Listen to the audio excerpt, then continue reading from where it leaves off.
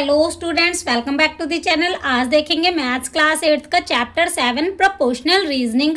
Figure it out के question है page number 176 और 177 पे, जिसका क्वेश्चन नंबर 1 है अनग mixed 600 ml of orange juice with 900 ml of apple juice to make a fruit drink. Write the ratio of orange juice to apple juice in its simplest form. इस question में हमसे क्या कह रहा है, अनग ने एक फ्रूट ड्रिंक बनाई है जिसमें 600 ml उसने ऑरेंज जूस मिक्स किया है और 900 ml उसने एप्पल जूस को मिक्स किया है।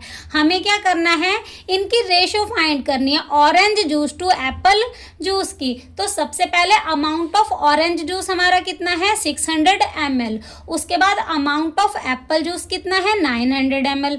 अब रेशो निकालेंगे तो कैसे निकालेंगे, रेशो निकालने के लिए हमें क्या करना होता है, इसे फ्रैक्शन में लिखेंगे amount of orange juice bye amount of Apple juice. Ratio of orange and Apple juice क्या हो जाएगी, amount of orange juice bye amount of Apple juice. अब अमाउंट ऑफ ऑरेंज जूस हमारा कितना है 600 ml, उसके बाद अमाउंट ऑफ एप्पल जूस हमारा कितना है 900 ml। बट हमें क्या करना है, इसको सिंपलेस्ट फॉर्म में फाइंड करना है। तो क्या करेंगे, 2 जीरो से 2 जीरो कैंसिल हो जाएगा, ये 3 के टेबल से डिवाइड हो जाएगा, 3 2 ज़ा 6, 3 3 ज़ा 9। तो हमारी रेशो क्या आ जाएगी 2:3। तो हमारी ऑरेंज एंड एप्पल जूस की रेशो क्या आ गई 2:3। क्वेश्चन नंबर 1 हमारा कंप्लीट हो गया। अब नेक्स्ट क्वेश्चन नंबर 2 है, last year we hired 3 buses for the school trip. We had total of 162 students and teachers who went on that trip and all the buses were full. This year we have 204 students. How many buses will we need? Will all the buses be full? इस question में हमसे क्या कह रहा है कि last year हमने 162 peoples के लिए, जिसमें हमारे स्टूडेंट एंड टीचर्स दोनों ही आते हैं, हमने 3 बसेस को हायर किया था। इस साल हमारे पास कितने स्टूडेंट्स हैं, 204 स्टूडेंट्स हैं। तो कितनी बसों की जरूरत होगी, how many buses will we need, कितनी बसों की जरूरत होगी। तो सॉल्यूशन देख लेते हैं। Number of student in 3 buses, 3 buses कितने पीपल कैरी करती है 162 पीपल्स, जिसमें हमारी कोई भी सीट्स खाली नहीं है, सारी बसेस क्या हैं फुल हैं। उसके बाद ईच बस कैन होल्ड पीपल, एक बस कितने पीपल होल्ड करेगी, तो 162 को डिवाइड कर देंगे 3 से तो कितना आ जाएगा 54, मतलब एक बस कितने पीपल कैरी करेगी 54।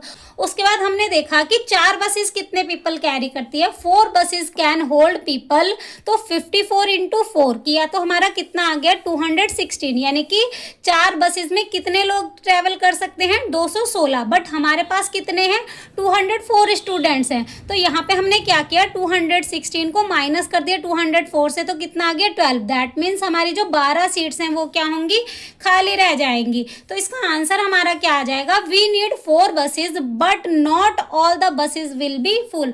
हमें 4 बसों की जरूरत होगी बट हमारी जो पूरी बसेस हैं वो फुल नहीं होंगी। आगे हमसे उसने पूछा था will all the buses be full, तो इसका आंसर आ जाएगा not all the buses will be full, जो हमारी सारी बसेस हैं वो फुल नहीं होंगी। तो क्वेश्चन नंबर 2 हमारा कंप्लीट हो गया। नेक्स्ट क्वेश्चन नंबर 3 है, इसमें हमें क्या दे रखा है, एरिया ऑफ दिल्ली दे रखा है 1484 स्क्वायर किलोमीटर। उसके बाद एरिया ऑफ मुंबई दे रखा है 550 स्क्वायर किलोमीटर। उसके बाद पॉपुलेशन ऑफ दिल्ली कितनी है approximately 30 million and population of Mumbai कितनी है अप्रोक्सीमेटली 20 मिलियन। हमें क्या फाइंड करना है, which city is more crowded, कौन सी सिटी ज्यादा भीड़ भाड़ वाली है और क्यों है। तो अब सॉल्यूशन देख लेते हैं। Population density of 1484 square kilometre of Delhi, Delhi की कितनी पॉपुलेशन है 30 मिलियन है, कितने स्क्वायर किलोमीटर की है 1484 की। तो सबसे पहले हम क्या करेंगे, 1 स्क्वायर किलोमीटर का फाइंड करेंगे, population density of a square kilometre of Delhi. तो क्या करेंगे, इसको 30 मिलियन को डिवाइड करेंगे 1484 से, तो हमारा कितना आ जाएगा 20,215 अप्रॉक्स। उसके बाद क्या करेंगे, population density of 550 square kilometre of Mumbai हमें कितनी दे रखी है 20 मिलियन दे रखी है। तो इसका भी हम क्या निकालेंगे, 1 स्क्वायर किलोमीटर की निकालेंगे। Population density of a square kilometre of Mumbai. तो 20 मिलियन को डिवाइड करेंगे किससे, 550 से डिवाइड करेंगे तो हमारा कितना आ जाएगा, 3600 366 अप्रॉक्स आ जाएगा। तो अब यहाँ पे हमारी जो मुंबई की 1 स्क्वायर किलोमीटर की डेंसिटी है वो दिल्ली के कंपैरिजन क्या है, ज्यादा है। दैट मीन्स मुंबई में 1 स्क्वायर किलोमीटर में ज्यादा लोग रहते हैं। तो इसका आंसर हमारा क्या आ जाएगा, Mumbai city has more crowded. Question number 3 हमारा कंप्लीट हो गया। अब नेक्स्ट क्वेश्चन नंबर 4 है, a crane of height 155 centimetre. एक क्रेन है जिसकी हाइट कितनी है, 155 सेंटीमीटर है। उसके बाद उसकी जो नेक और रेस्ट बॉडी की जो रेशियो है वो कितनी है, 4:6। आगे हमसे क्वेश्चन में क्या कह रहा है कि अगर यही सेम रेशियो आपकी नेक और रेस्ट बॉडी की होगी तो जो आपकी नेक की हाइट है वो क्या होगी। तो हमें क्या करनी है, यही सेम रेशियो लेनी है। तो जो भी इसकी नेक की हाइट होगी वही क्या होगी, आपकी भी नेक की हाइट होगी। तो हम क्या करते हैं, इसके नेक की हाइट फाइंड करेंगे। तो हमें क्या दे रखा है, ratio of height of the neck and height of the rest of the body of crane कितनी दे रखी है, 4:6। तो हमने क्या फाइंड किया, सबसे पहले इनका टोटल पार्ट्स फाइंड किया। तो टोटल पार्ट्स कितना हो जाएगा, 4 + 6 10। टोटल कितना पार्ट्स है, ये पूरा 10 पार्ट्स है।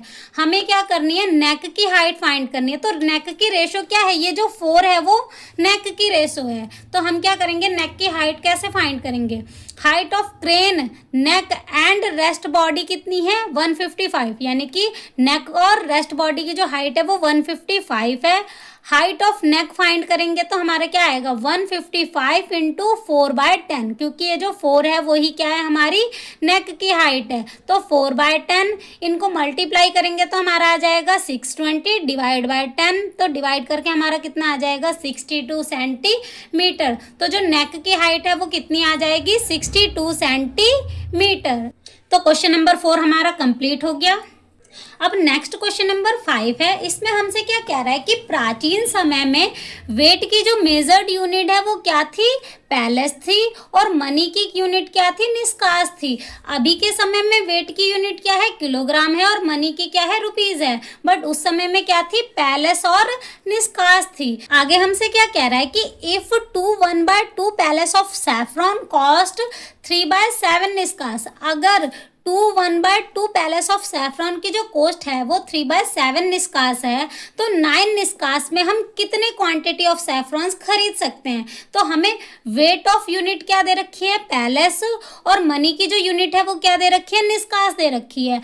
आगे हमें दे रखा है cost of 1/2 palace of saffron कितनी दे रखी है, 3/7 निष्कास। हमने क्या किया, इनकी रेशो फाइंड करी, ratio of weight to price, weight to price की रेशो फाइंड करी तो क्या आ जाएगी, यहाँ पे हमारा वेट कितना है 1/2, उसके बाद जो कॉस्ट है वो कितनी है 3/7। अब इसे मिक्स फ्रैक्शन में चेंज करेंगे तो कितना आ जाएगा, 2 × 2 = 4, 4 में 1 प्लस करेंगे 5/2, और ये हमारा आ जाएगा 3/7 एज इट इज। अब हमने क्या किया, इनके जो डिनोमिनेटर हैं उसे हमने सेम किया। तो क्या करेंगे, एलसीएम लेंगे, 2 7 = 14 आ जाएगा। तो 2 7 = 14 होता है तो 5 7 = 35।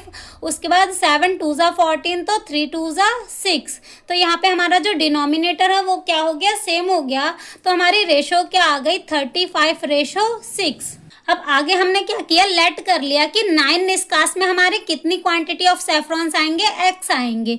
अब हमें क्या करना है, इसको रेशो में लिखना है, 35/6 ये हमारा क्या था, वेट बाय प्राइस। तो यहाँ पे हमारा वेट कितना है, x बाय प्राइस कितना है, 9 निष्कास। तो यहाँ पे हमने इनको रेशो में लिखा। अब इनकी जो रेशो को प्रपोर्शन में किया, अब इसे सॉल्व करेंगे तो क्रॉस मल्टीप्लाई करेंगे तो क्या आ जाएगा, 35 × 9 और x × 6। तो ये हमारा आ जाएगा 6x = 35 × 9। अब ये इसके मल्टीप्लाई में है तो आगे डिवाइड में आ जाएगा। तो 35 × 9 / 6, इसे कैंसिल करेंगे, 3 3 = 9, 3 2 = 6। तो ये हमारा कितना आ जाएगा, 35 3 = 105/2। 2 से डिवाइड करेंगे तो 2 5 = 10, 2 2 = 4.5, 52.5।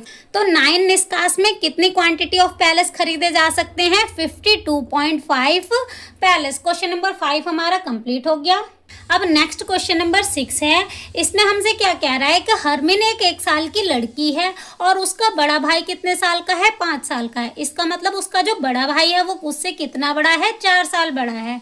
आगे हमसे क्या पूछा है कि व्हाट विल बी हरमिन्स एज, हरमिन की एज क्या होगी जब उसकी और उसके भाई की जो एज की रेशियो है वो 1/2 होगी, तब हरमिन्स की एज क्या होगी। तो प्रेजेंट एज ऑफ हरमिन्स हमें क्या दे रखे हैं, 1 ईयर ओल्ड। हरमिन की जो प्रेजेंट एज है वो क्या है, 1 ईयर्स है। उसके बाद उसकी जो भाई की प्रेजेंट एज है वो कितनी है, 5 ईयर्स ओल्ड। अब हमें क्या बतानी है, हरमिन्स की एज बतानी है जब उनकी एज की रेशो क्या होगी, 1/2। तो अकॉर्डिंग टू क्वेश्चन उसके जो भाई की एज है वो क्या है, हरमिन्स की एज का 4 साल ज्यादा, यानी कि उसका जो भाई है वो हरमिन्स से 4 साल बड़ा है। अब यहाँ पे हमने इक्वेशन बना ली, हरमिन्स की एज की और उसके भाई की एज की रेशो क्या दे रखी है, 1/2। हरमिन्स की एज को हमने h लिखा और उसके भाई की एज को क्या लिखा, हरमिन्स की एज +4, क्योंकि वो उससे क्या है, 4 साल बड़ा है। रेशो हमें क्या दे रखी है, 1/2। अब यहाँ पे हमने क्रॉस मल्टीप्लाई किया तो 2 को h से मल्टीप्लाई करेंगे 2h, इसको 1 से मल्टीप्लाई करेंगे तो ये सेम ही आ जाएगा। अब यहाँ पे 2h as it is, plus का h इधर आएगा तो माइनस का h इक्वल टू 4। 2h में से 1h माइनस होएगा तो हमारा कितना आ जाएगा, h। तो यहाँ पे हरमिन्स की एज कितनी आ गई, 4 ईयर्स आ गई। हरमिन्स एज विल बी 4, हरमिन्स की एज क्या होगी, 4 ईयर्स होगी जब उनकी एज की रेशो क्या होगी, 1/2। When हरमिन्स एज 4 ईयर्स ओल्ड, जब हरमिन्स की एज 4 साल होगी तो उसके भाई की एज क्या होगी, 4 + 4 8 ईयर्स ओल्ड। उसके भाई की एज क्या हो जाएगी, 8 साल हो जाएगी। तो क्वेश्चन नंबर 6 हमारा कंप्लीट हो गया। इसके आगे के क्वेश्चन करेंगे नेक्स्ट वीडियो में। Thank you.